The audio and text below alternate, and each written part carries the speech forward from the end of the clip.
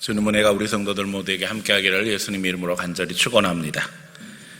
부활의 달을 뒤로 하고 가정의 달 5월이 시작되었습니다. 특별히 첫 주는 어린이 주일로 우리가 하나님 앞에 영광 돌리고 어린이들 축복하고 있습니다. 이 땅의 모든 어린이, 특별히 우리 자녀, 자손, 그리고 우리 주일학교 어린 영혼들에게 하나님의 은혜가 함께하기를 소원하며 또 그들에게 꿈과 비전을 심고 바른 신앙 심어서 하나님의 일꾼으로 모두 키워야 할 줄로 믿습니다. 여러분 자녀들이 주의 은혜 가운데 성장해서 믿음의 역사를 이름으로 말미암아 민족과 세계를 변화시킬 수 있는 거룩한 믿음의 주역들 되기를 축원합니다.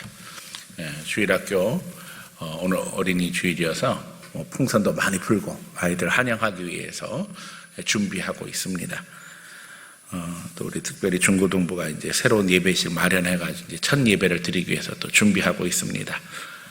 우리가 아는 것처럼 이제 방역 조치가 대대적으로 완화가 되어서 감사하게도 오늘부터는 또 점심 식사를 할 수 있게 되어가지고 어제부터 시작해가지고 우리 권사님들이 특별 식사를 준비하고 있고 또 우리 김장로님이 특별히 이제 재정 헌신을 하셔가지고 하나님 앞에 이렇게 귀한 잔치 같은 하루가 될 것 같습니다. 맛있는 냄새가 교회 들어오자마자 솔솔 나지요. 일부 예배 드리신 분들도 좀 기다렸다가 식사를 하고 가시면 너무나도 감사하겠어요. 오늘 특별히 이제 어린이 주일인데 예수님께서 오늘 본문에 보니까는 어린아이와 같이 자기를 낮추는 자가 천국에서 큰 자라 말씀하셨고 소자 하나도 실족시키지 말아야 될 것을 우리에게 말씀하고 계시는 것을 보게 되어집니다. 우리는 어린 아이들에게 무한한 가능성이 있으며 더욱이 인류의 미래가 달려있다는 것을 너무나도 잘 알고 있습니다. 특별히 우리 그리스도인들은 어린 영혼을 하나님의 말씀으로 잘 양육해서 하나님의 일꾼으로 키워야 할 사명이 있습니다. 하나님은 우리 자녀들이 자라나 하나님의 영광을 드러내기를 원하며 또 믿음의 역사를 이루기를 원하십니다. 바른 신앙을 심느냐 그렇지 않느냐는 엄청난 차이를 가져옵니다. 이런 차이를 미국에서 집중적으로 연구한 결과가 발표된 사례가 있습니다. 미국의 막스 죽스 가문과 조나단 에드워드의 가문을 비교한 내용인데요. 이 두 가문이 다 18세기 사람들입니다. 막스 죽스는 머리는 좋았지만 예수를 믿지 않았습니다.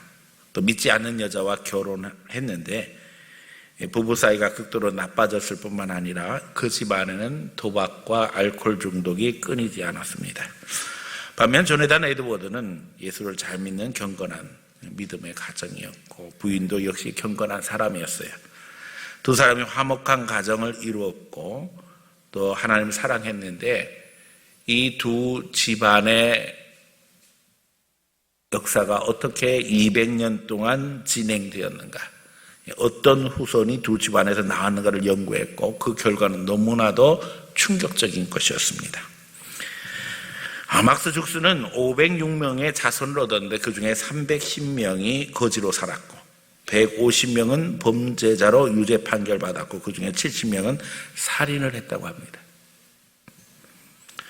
더러 그런가 하면 사형당한 사람이 109명이었고 후손의 3분의 1이 정신병을 앓았고 절반 이상이 문맹자였고 마약사범, 알코올 중독 범죄자의 길을 걸었다고 합니다. 그의 집안이 미국 정부에 끼친 손해를 돈으로 환산하면 당시 약 125만 달러 정도 된다고 합니다. 반면에 믿음으로 살았던 조나단 에드워드의 가문은 1394명의 자손을 얻었는데 그 중에 259명이 대학을 졸업했고 65명이 교수가 되었고 3명이 상원은 2명이 주지사, 1명이 부통령, 30명이 판사, 102명이 변호사, 56명이 외과의사, 70명이 군대 장교, 100명의 선교사를 배출했습니다. 너무나도 확연하게 차이가 나죠. 그의 가게에서는 미국 정부에 해를 끼친 사람은 단 한 명도 없었다고 합니다. 이러한 극단적인 현상을 우리가 어떻게 이해할 수 있을까요? 조나단 에드워드의 가문이 왜 영향력 있는 후손이 계속적으로 배출되고 있는 것일까? 이 두 집안의 차이는 뭡니까? 결국은 신앙에서 살며 신앙의 가정을 세우냐, 신앙 떠나서 세상에서 내 마음대로 살았냐, 그 차이가 극단적인 결과를 만들었다는 거예요. 이건 역사가 증명하는 겁니다. 여기 있는 분들, 우리 성도들 다 마찬가지입니다. 어떤 길 가기를 원합니까? 그거 물어보는 게 자체가 사실은 어리석은 질문이지요. 우리가 믿음 안에서 복을 받고 우리 집 안에서도 훌륭한 인물들이 많이 와서 우리 자손들이 하나님 앞에 영광 돌릴 뿐만 아니라 나라 민족으로 해서도 귀히 쓰임받아야 될 줄로 믿습니다.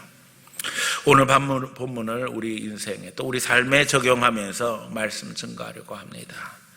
이 말씀 명문가정, 신앙의 명문가정 이루자라는 제목으로 말씀 증거할 때 우리 심령에 성령께서 역사하시고 또 여러분 가정에 주의 복이 넘치기를 예수님 이름으로 간절히 축원합니다. 첫 번째, 신앙의 명문가정 이루자는 겁니다. 세상 사람들은 출세하려고 합니다. 세상에서 뭔가 성공해서 물질도 얻고 또 다른 사람들에게 칭송받기를 원합니다.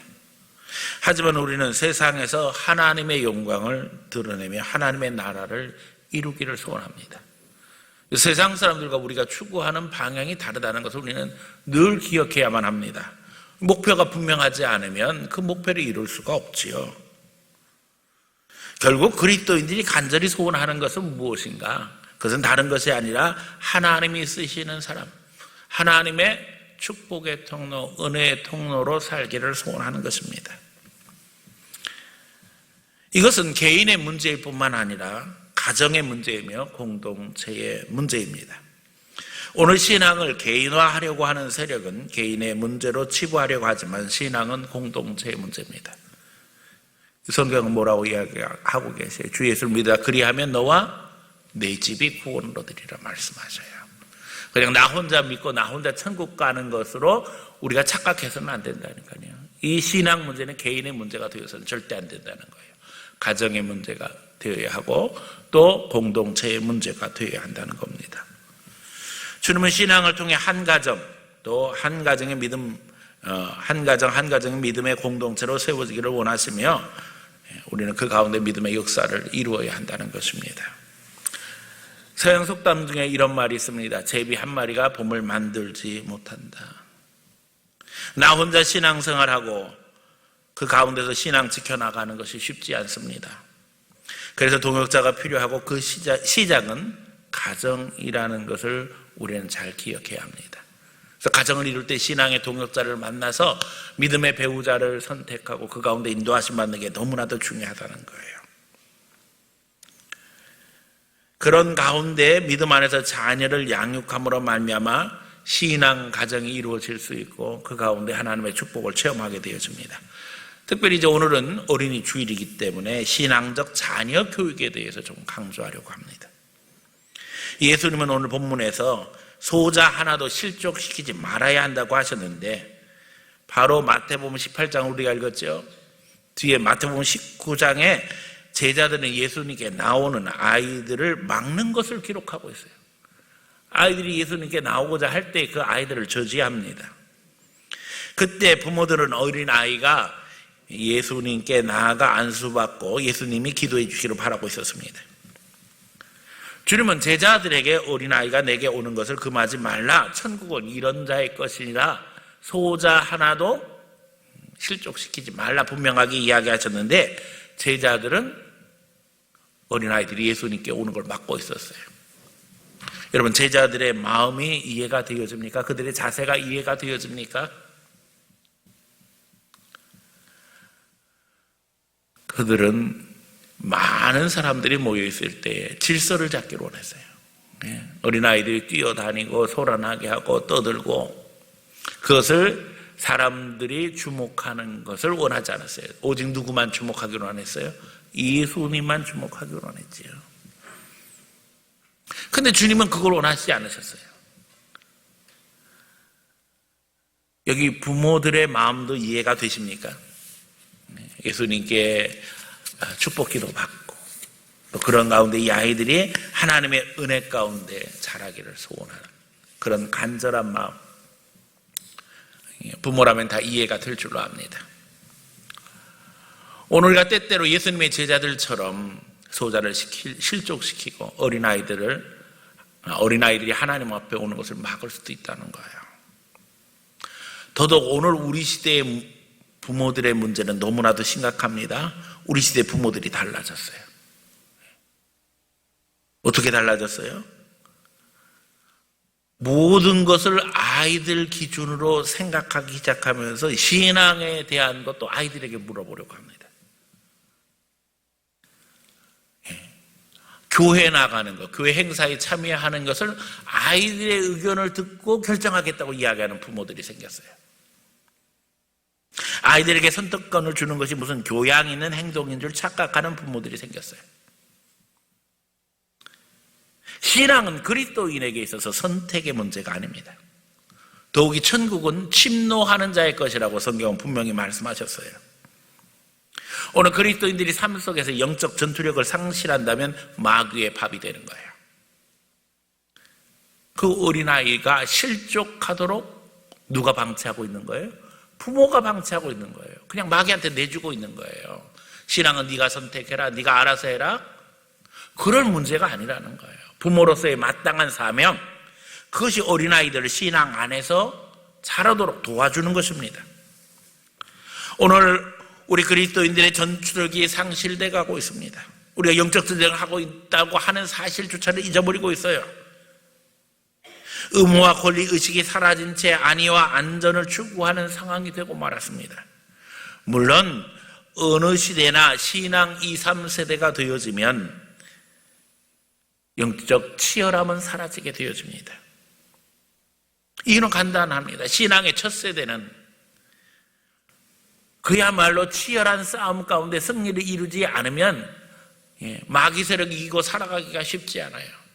하지만 2, 3세대만 되어도 부모들의 기도 속에서 하나님의 은혜를 체험하고 누리는 상황이 되어져요. 그러다 보면 이 영적인 치열함, 영적 도전을 잊어버린 채 우리가 신앙생활하기 쉽다는 거예요. 오늘 우리가 늘 잊어버리지 말아야 될 것은 지금도 마귀는 우리를 공격하고 있다는 거예요. 영적 전쟁 중이라는 겁니다. 이 전쟁은 내 심령 안에서, 내 자녀들 안에서, 내 교회 안에서, 우리 가정 안에서 지금도 계속되고 있다는 거예요. 현재 진행 중입니다. 우리가 주 안에서 거룩한 명문 가정을 만들기 위해서 노력하지 않으면 안 됩니다. 내 자녀가 하나님 앞에 믿음으로 성장해서 이 사회의 신앙의 주인공이 되도록 애쓰고 노력해야만 합니다. 그러기 위해서 어떻게 해야 된다고요? 두 번째는 내 자녀를 하나님의 자녀로 키우라는 거예요. 아이들은 부모의 소유물이 아닙니다. 하나님의 자녀로 우리 아이를 키울 때 하나님께서 그 아이들을 인도하시며 또한 하나님의 은혜가 부어지는 것입니다. 하나님은 부모 자식 관계를 통해서 신앙을 가르치게 하셨습니다. 잊지 말아야 할 것은 하나님 맡겨주신 자녀는 내 자녀가 아니라는 겁니다. 내 것이 아니라는 겁니다. 하나님의 자녀로 키워야 합니다. 하나님의 말씀을 가르치기 위해 내가 본을 보여야 하며 신앙교육을 위해 환경을 만들어 주어야 합니다. 하나님의 말씀으로 키우지 못하는 가장 큰 이유는 뭐예요? 내가 본이 되지 못하니까. 아이들에게 하나님의 말씀대로 살라고 하기가 부끄러운 거죠. 그런데 여러분, 도적질하는 부모도 자식에게 도적질하라고 가르쳐서는 안 됩니다. 그렇잖아요. 내 자식은 그렇게 하면 안 되잖아요.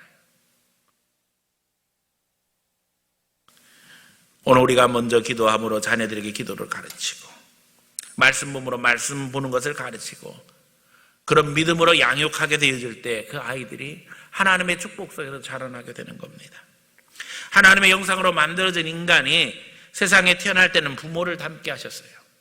이것을 통해서 우리는 책임의식을 느끼게 됩니다. 나를 닮은 자녀, 어쩜 그렇게 꼭 닮았는지. 엎어져 자는 것도 닮았더라고요. 희한하지요. 가르쳐주지 않았는데도 불구하고 누워서 잘 때 보면 어쩜 그렇게 똑같이 자고 있는지 모르겠어요. 그것을 통해서 하나님은 의식을 부여하셨어요. 자식을 책임져야 한다는 겁니다. 그러나 이것이 먹고 입고 생활하는 수준으로 끝난다면 그것은 짐승의 수준에 불과한 거예요. 짐승들도 다 그렇게 해요. 자기 자식들 먹이고 입히고, 그렇죠? 사냥하는 법 가르치잖아요. 인간은 영적 존재이기에 하나님을 예배하는 자로, 영적 존재로 키우는 것이 부모된 모든 이에게 부여된 하나님의 명령이라는 거예요. 하나님의 형상으로 만들어진 인간이 그 존귀함을 유지하기 위해서, 또 내 자녀가 하나님의 자녀로 세상을 살아가게 하기 위해서는 영적 자녀로 내 자녀를 키워야 된다는 거예요. 그런데 믿는 자 중에도 자녀의 신앙 교육, 신앙 선택을 자녀에게 맡기는 분들이 있습니다. 니들이 알아서 해라. 아이들에게 맡깁니다. 너 오늘 교회 가고 싶으니 안 가고 싶으니, 여름 성경학교 하는데 가고 싶으니 안 가고 싶으니, 너 오늘 놀러 갈래 교회 갈래? 아이들이 커서 분별력 생기면 나중에 신앙을 선택하도록 하겠습니다. 그렇게 이야기하는 부모들도 있습니다. 미성숙한 자녀들에게 신앙 책임을 맡긴다면 되돌이킬 수 없는 상황에 이르게 된다는 것을 기억하시기 바랍니다. 아이들은 영적으로 육적으로 미성숙한 상태예요. 근데 그 주도권을 아이들에게 넘겨주고 있어요. 자, 아이들에게 밥 먹고 싶으니 사탕 먹고 싶으니, 애들이 사탕 먹고 싶다 그래서 사탕만 주면 그 아이가 뭐가 되겠어요? 똑같은 거예요. 부모가 구별하지 않으면 멀쩡한 아이를 기형적인 인간을 만든다니까요.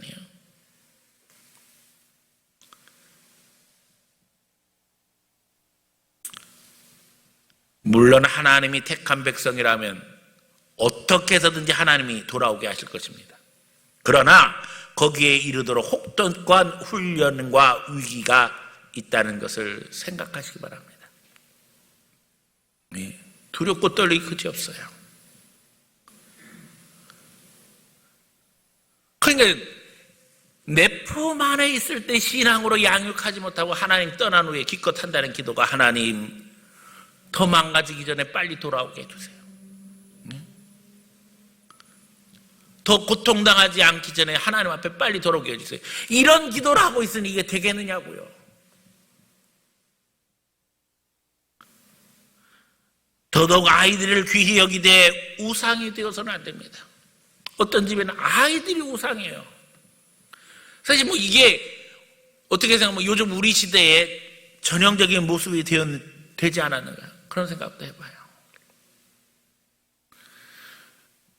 요즘은 교회에서도 아이들 행사한다고 그러면은요, 부모만 오는 게 아니라 할아버지, 할머니, 외할머니, 외할아버지, 삼촌, 고모, 이모, 올 사람 다 옵니다.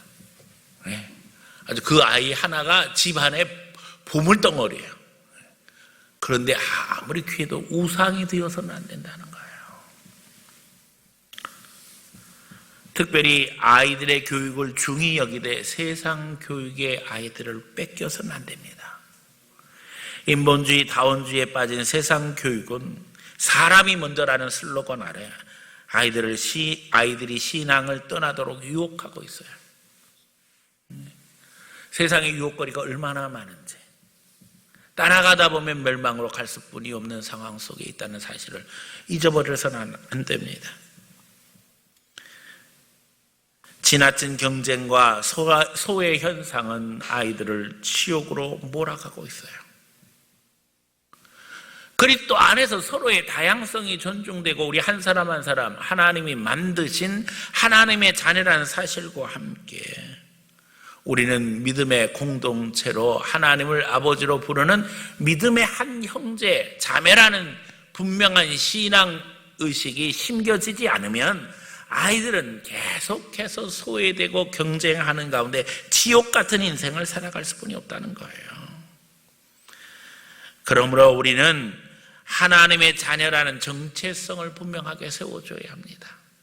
나는 하나님의 자녀다. 더욱이 분명한 목적과 동기 속에서 행동하도록 아이들을 지도해야 됩니다. 목적도 없이, 동기도 없이, 꿈도 없이, 비전도 없이 그냥 시키는 대로 하는 것이 능사가 아니라는 거예요. 아이들에게 목적과 동기가 분명해지면은요, 공부도 열심히 할 수 있는 것이고, 또 신앙생활도 열심히 할 수 있는 것이고, 그런데 그게 분명하지 않으면, 목적과 동기가 분명하지 않으면 억지로 하는 거예요. 책상 앞에 앉아있다고 공부하는 거 아닙니다. 머릿속에서는 지금 딴 생각하고 있어요. 더더욱 원칙 있는 삶과 진실된 삶을 가르치며 부모가 모범을 보여야 되는 거예요. 그래서 부모가 어려운 거예요. 더더욱 자식을 한풀이의 대상으로 삼지 말라는 거예요. 내가 이루지 못한 꿈을 자식들에게 절대 강요하지 말라는 거예요. 내가 너를 위해서 얼마나 많이 희생했는데 이런 소리 하지 말라는 거예요. 애초에 아이들은 그런 걸 바라지도 않았어요. 근데 본인만 그렇게 생각하면서 고생한 거예요. 그러면 그게 나를 행복하게 했는가, 자녀를 행복하게 했는가? 누구도 행복하지 못한 채 마음의 상처만 깊어진 거예요. 우리가 하나님을 바로 알고 하나님의 인도하심 받으면 내 자식이 아니라 누구 자녀라고요? 하나님의 자녀예요. 하나님이 그 아이에게 인도하심이 있을 때, 그 아이가 주님을 만날 때 그 가운데 꿈과 비전이 생기고 인도하심 받을 수 있는 거예요. 우리가 하나님 앞에 믿음으로 아이를 온전히 세우지 않으면 지옥 같은 인생 속에서 경쟁에 시달리며 썩어져가는 콩나물 같은 존재가 되고 말까라는 거예요. 키만 쑥쑥 커라. 햇볕은 보지 못한 채, 하나님의 은혜는 누리지 못한 채, 겉으로는 커가는 것 같은데 속은 점점 힘들어져 가는 거지요. 특별히 오늘 강조하고 싶은 것은 부정적인 말을 자녀 앞에서는 절대 하지 말라는 거예요. 특별히 자녀에게 대해서, 사랑하는 아들, 딸들에 대해서 부정적인 평가하지 말라는 거예요. 이건 미래를 파괴하는 행위예요. 아이들을 저주하는 거예요. 그 아이들의 미래를 토적질하는 거예요. 이게 실족시키는 거예요. 하나님이 가지고 계신 목표, 꿈과 비전을 파괴하는 거예요. 너는 그래서 안 돼. 절대 그런 말 하면 안 됩니다. 너는 하나님의 자녀야. 이거 잘못해도 괜찮아. 앞으로 잘하게 될 거야. 너는 다른 거 잘하잖아. 이것만 부족하니까 이것만 잘하면 너는 완전 100점이야. 늘 칭찬하면서 격려해 주세요. 아이들이 더 잘합니다. 제가 우리 아들에게 늘 칭찬하니까 우리 아들이 하는 말이 생겼어요. 아빠만 그래. 요즘 애들 다 똑똑해, 아빠. 자기도 알아요. 그런데도 불구하고 중요한 건 그거예요. 우리 아버지가 나를 사랑한다. 우리 하나님이 나를 사랑한다. 그 믿음만 있으면 세상에 헤쳐나가지 못할 게 어디 있겠어요. 저는요, 아버지가 쓰러지시고 난 후에 저에게 하셨던 말씀을 잊어버릴 수가 없어요. 아버지가 쓰러지시고 난 후에 조금 회복되니까요, 저는 우리 아버지가 완전히 회복되실 것을 기대했어요. 그래가지고 주일날마다 아버지와 전쟁을 하는 거예요. 교회를 모시고 오는데 1부 예배 끝나거나 2부 예배 사이에 다른 식구들은 다 주일학교 교사를 했어요. 그러니까 어린 아이들 예배를 준비하느라고 정신이 없으니까 정장 목사인 제가 그 시간이 제일 한가한 거예요. 그래서 제가 이제 아버지를 모시고 오는 거예요. 그런데 아버지가 쓰러지시고 난 후에는 걸음걸이가 불편한데 저희 집이 3층이에요. 3층에서 걸어서 내려오셔서 다시 예배당까지 2층을 올라가셔야 되는 거예요. 근데 걸음걸이가 불편하시니까는 한 계단 한 계단 내려오는 게 쉽지 않았어요. 근데 저는요, 아버지가 완벽하게 회복되길 기대하면서 늘 항상 아버지한테 화를 내는 거예요. 아버지 좀 똑바로 걸어보세요. 그래야지 완전히 회복될 거 아니에요. 지금 제가 후회하는 부분 중에 하나예요. 그럼 늘 아버지가 이렇게 얘기하세요. 미안하다. 이게 잘 안 되네. 나도 똑바로 걷고 싶은데 이게 잘 안 걸어져. 아니, 지금 뇌가 고장 나가지고 마비가 왔는데 그게 제대로 되겠냐고요. 그러니까 계속 저는 스트레스를 받는 거예요. 막 속이 상한 거예요. 그래서 스트레스를 받은 채 예배를 인도해야 되는데 2부 예배 때 그게 또 얼마나 힘들어요. 제가 은혜가 충만해서 은혜로운 설교를 해야지 교인들도 은혜 받을 거 아니에요. 근데 저는 스트레스를 받아도 화가 잔뜩 나서 올라가서 막 힘든 거예요. 근데 예배가 끝나고 내려오면은요, 아버지가 저 손을 붙잡고 그러는 거예요. 아이고, 우리 아드님 너무 훌륭합니다. 오늘 은혜를 내가 너무 많이 받았어요. 하나님이 앞으로 크게 쓰실 주의 종이라고. 교인들 30명 모이는 교회에서. 좀 교회를 크게 만들어서 물려주셨으면, 그렇죠? 하나님이 크게 쓰실 기회를 얻을 것 같은데, 사람 생각으로는 아버지가 10년 목회하셔서 교인은 30명, 40명도 제대로 안 되는 그 교인들을 데리고 열받아가지고 지금 스트레스 잔뜩 받은 아들 목사가 설교하고 내려오는데, 우리 아버지가 저한테 하시는 말씀이, 오늘 은혜 많이 받았고 우리 목사님 훌륭한 목사님이니까 앞으로 주님께서 크게 들어 쓰실 거라고. 잊어버릴 수가 없어요, 그 말씀. 제가 잘못했는데, 그렇잖아요. 막 속상한데 위로해 주시는 거예요. 세상의 모든 자녀들이 다 그와 같습니다. 아버지의 위로, 격려, 어머니의 위로, 격려가 쌓여서 믿음의 역사를 이루어 나갈 수 있는 거예요. 반드시 여러분도 그와 같기를 예수님 이름으로 축원합니다. 특별히 자녀들에게 배우자에 대한 불평하면 안 됩니다. 아내나 남편에게 대해서 이야기할 때 그 아이에게는 부모와 어머니, 아버지예요. 그 아이에게 어머니 욕을 하고 아버지 욕을 해가지고서 그 아이가 행복할 수 있겠어요? 특별히 요즘 아이들은 예민해가지고 부부가 싸우게 되면은요, 아이들은 걱정 안 되는 거예요. 우리 부모님도 이혼하지 않을까? 그럼 나는 어디로 가야 되나? 오늘 가정이 서로 격려해주고 사랑해줄 때 행복한 가정 될 수 있습니다. 더욱이 아이들 앞에서 아이들의 엄마나 아빠에 대한 안 좋은 이야기를 하는 것은요, 이 아이들의 미래에 심각한 영향을 미쳐서 결혼을 하면서부터 자기 배우자에 대한 트라우마를 갖게 되어져요. 우리 아빠가 우리 엄마에 대해서 했던 이야기, 우리 엄마가 아빠에 대해서, 아빠가 엄마에 대해서 했던 이야기가 머릿속에서 떠나지 않는 거예요. 세뇌를 시킨 거예요.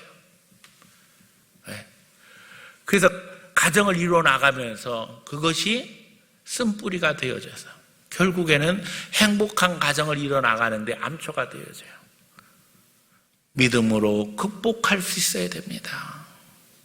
때때로 부족한 부분이 보여도 격려해주고 사랑해주고 오히려 아이들에게 대변해주면서, 아빠가 너무 힘들어서 그래, 오빠가 너무 힘든 게 많잖아, 그러니까 네가 이해해주고 아빠도 이해하고 엄마도 이해하고 서로 이해하면서 살자. 그래서 서로 위해서 기도해주고 격려해주면 되는 거예요. 오늘 우리가 인생을 살아가면서 위기와 도전이 옵니다. 그때 서로 힘 모아서 하나님 앞에 믿음으로 이겨나가면 돼요. 가정에 어려움 있을 때도 아이들에게 그대로 이야기하면 돼요. 아이들 다 합니다. 아빠가 요즘에 경제적으로 어려운 일을 만났어, 그러니까 너도 위해서 하나님 앞에 기도해주고 또 너도 절약해야 돼. 그런 것들을 다 이야기해줘야 돼요. 아이들 잘합니다. 그리고 그런 위기들을 만나면서 아이들도 함께 성장하는 거예요. 그게 모르는 게 행복한 게 아니에요. 알면서 함께 성장함으로 말미암아 그 자녀들이 믿음 안에서 굳건한 하나님의 사람으로 세워져 나가는 겁니다. 또 우리가 부정적인 말 하지 말아야 될 것은, 교회에 대해서 부정적인 말 하면 안 돼요. 어차피 사람이 모인 곳이기 때문에 한계는 분명해요. 교회라고 그 부분에서 특별하지 않아요. 그래서 교회 안에서 부딪힘도 있을 수 있고 속상한 일도 있을 수 있는데, 그런 얘기를 자꾸 자녀들 앞에서 하기 시작하면 아이들은 마음에 속에 무슨 생각이 들겠어요? 교회는 그런가 보다. 말로는 교회 다니라고 하면서 실제로 행동은 아이들을 교회 나가지 못하게 하는 거예요. 지금 얘기한 모든 것들이 아이들을 실족시키게 하는 이유가 되는 거예요. 아이들이 이런 이야기들을 듣고 자기에 대한 부정적인 이야기, 엄마 아빠에 대한 부정적인 이야기, 교회에 대한 부정적인 이야기들을 들으면서 이 아이들이 어떻게 자라는 거예요? 결국에는 왜곡된 인생관을 갖게 되어지고, 오늘 주님 뭐라고 말씀하신 거예요? 실족하게 하지 말라는데 아이들을 실족하게 하는 거예요. 결국에는 지옥을 향할 수뿐이 없는 인간을 만들어 간다는 거예요. 이게 다 사단의 방법입니다.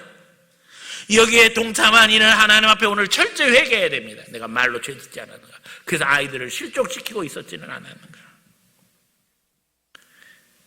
지옥 같은 세상에서 고통당하는 자식의 모습을 보면서 오늘 우리가 괴로워하고 있지는 않은가. 자, 그럼 우리는 어떻게 해야 될까요? 세 번째, 하나님을 만날 기회를 만들라는 것입니다. 예. 하나님을 만날 기회를 만들어줘야 돼요. 신앙은 하나님과의 만남입니다. 하나님은 늘 우리를 만나주시려고 합니다. 그런데 문제는 누구예요? 우리가 준비되어 있지 않다는 거예요. 그리고 만나는 방법도 모른다는 거예요. 부모로서 그런 기회를 제공하지 못했다면 그 자녀는 마귀의 공격으로 실족의 길을 갈 수뿐이 없습니다. 신앙 있는 부모가 우리 자녀가 주님을 만날 기회를 만들지 못했다면 이건 심각한 문제라는 거예요. 어떻게 해서든지 우리 자녀들이 하나님을 만날 기회를 만들어줘야 됩니다. 물론 내가 먼저 은혜 받고 그 길을 가르쳐 주어야 하며 그런 기회를 만들어줘야 합니다.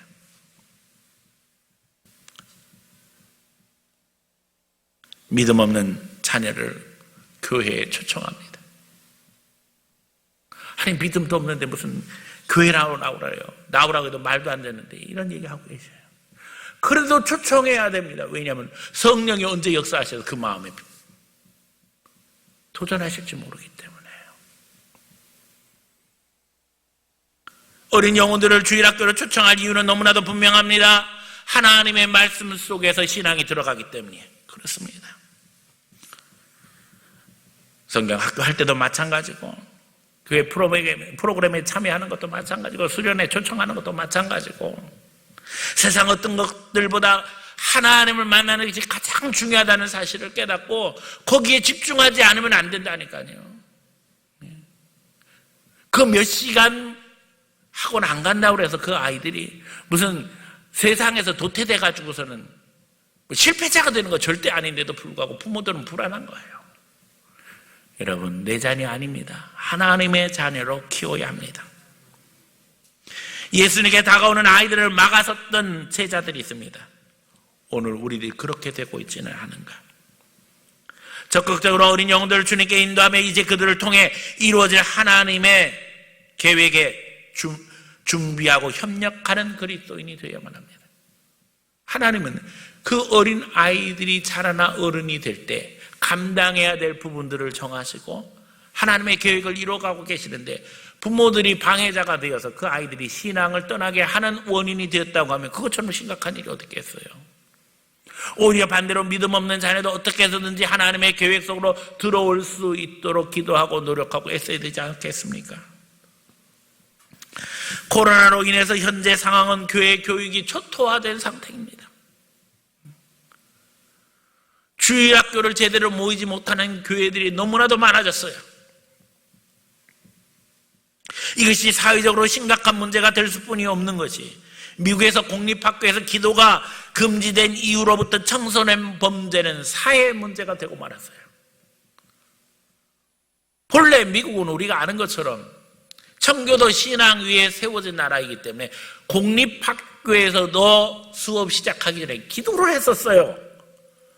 그랬는데 이 카톨릭 교도인 닉슨이 대통령 하는 기간 중에 공립학교에서 기도를 금지시켰습니다. 그게 지금 기독교 사립학교에서만 기도하고 예배가 진행이 돼요. 근데 그 공립학교에서 기도가 금지된 이후에 사회적으로 어떤 문제가 일어났는가 통계가 증명하고 있다는 거예요. 통계가. 청소년 범죄가 갑자기 급증해 버렸습니다. 그걸 누가 책임지겠느냐고요.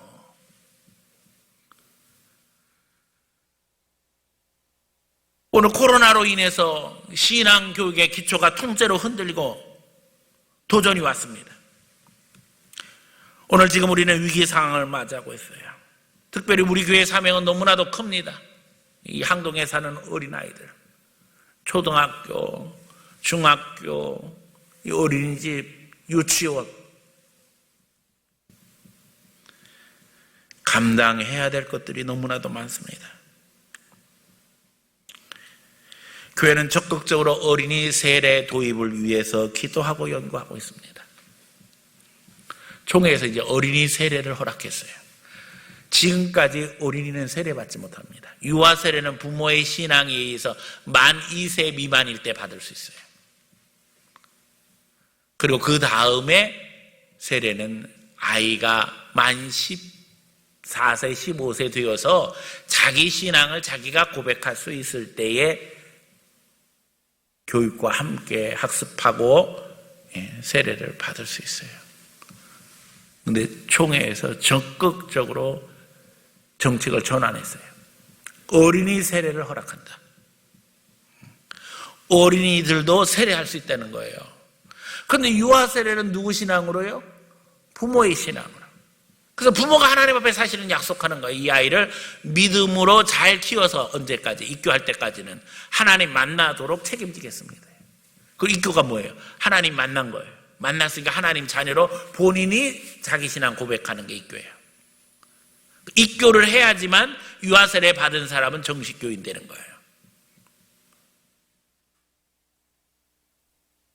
그래서 어린 아이들이 신앙을 고백할 수 있는, 하나님의 자녀로 자기 자신을 인증할 수 있는 기회가 없었는데 이제는 어린이 세례를 총회에서 허락했어요.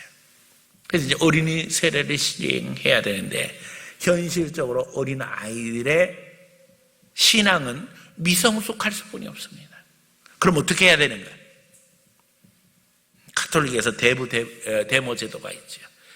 신앙의 멘토를 세워가지고 그 아이를 신앙적으로 도와야 하는 영적 부모가 필요하다는 거예요.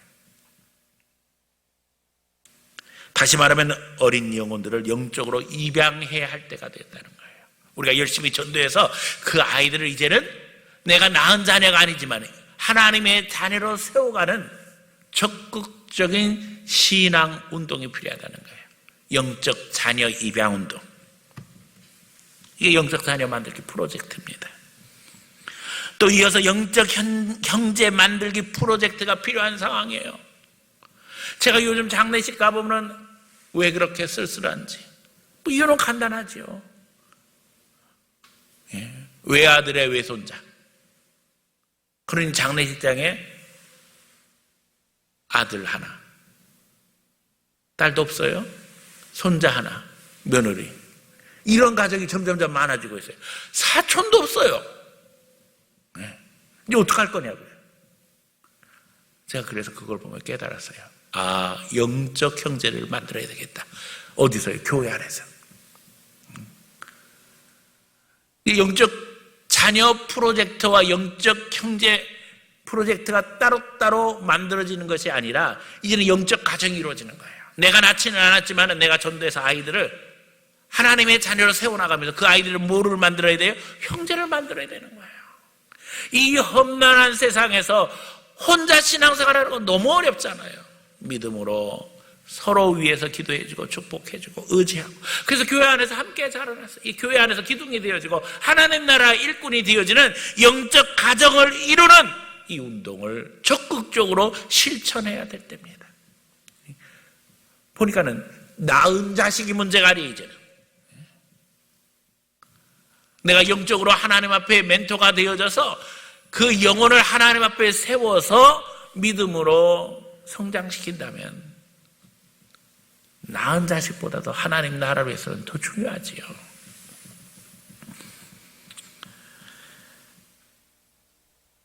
이제는 하나님을 떠난 육신의 자녀, 또 영적 프로젝트를 통해서 세워나가는 영혼의 자녀들, 하나님 만날 기회를 우리가 제공해야만 합니다. 주일학교 활성화를 위해서 기도하고, 신앙 캠프 활성화를 위해서 기도하고, 더더욱 가상 공간에서도 이제는 영적 활동할 수 있는 프로그램들을 위해서 기도해야 됩니다. 꿈은 기독교 대안학교까지 우리 교회가 세울 수 있는 영적 역량을 마련할 수 있기를 기도하고 있어요. 세상 교육은 엉망진창이 되어가고 있는데 차별화된 교육을 통해서 하나님이 들어쓰시는 믿음의 인재들을 개발하지 않으면 교회의 소망뿐만 아니라 민족의 소망, 인류의 소망도 없습니다. 기도가 필요합니다. 기도해 주시기 바랍니다. 영적 자녀 세우기 위해서 어린 영혼들을 전도하는 간절함이 필요합니다. 전도에 동참해 주시기 바랍니다. 바른 신앙으로 가르치지 않으면 하나님 앞에 우리는 소망 없습니다. 민족과 인류를 위한 지도자를 바로 세워야 할 때입니다. 이제 기독교 선교 130년을 보내면서 전 세계에 부는 한류의 바람이 바람으로 끝나는 것이 아니라 이제는 영적 바람이 일으켜서 우리 자녀들이 요셉처럼 다니엘처럼 인류를 살리는 지도자가 되기를 소원하며 기도하고 실천해야 될 때입니다. 저는 우리 아들에게 그런 말을 합니다. 너는 앞으로 하나님께서 인생을 다 책임져 주실 것이다.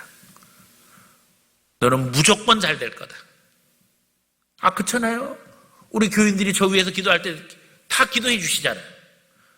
그런 축복 속에 있는 아들이 몇 명이나 되겠어요. 그렇죠? 그래서 제가 늘 이야기해요.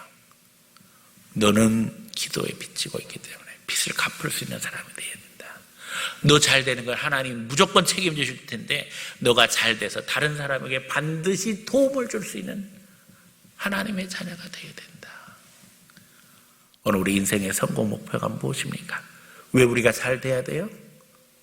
다른 사람 도와주기 위해서. 하나님이 우리 위해서 더 좋은 것 예비하셨습니다. 이는 우리가 아니면 저희로 온전함을 이루지 못하게 하려고 하셨어요. 우리는 무조건 잘 될 수뿐이 없어요. 하나님이 더 좋은 것으로 예비해 주시니까. 이유는 간단해요. 저희를 온전케 해야 된다는 거예요. 여러분 자녀들에게 축복하시기 바랍니다. 무조건 믿음 안에 있으면 잘 될 수뿐이 없어요. 그러나 내 자녀 하나 잘 되는 것이 문제가 아니라 그 자녀를 통해서 이웃이 복되고 민족이 복되고 인류가 복되어야 한다는 겁니다. 하나님이 오늘 우리를 쓰시려고 합니다. 우리 자녀들을 쓰시려고 합니다. 방해자 되지 말고 하나님께 나오는 것 막지 말고 내 자녀를 하나님의 자녀로 드리며 세워나가는 귀한 성도들 다 되어지기를 예수님 이름으로 간절히 축원합니다.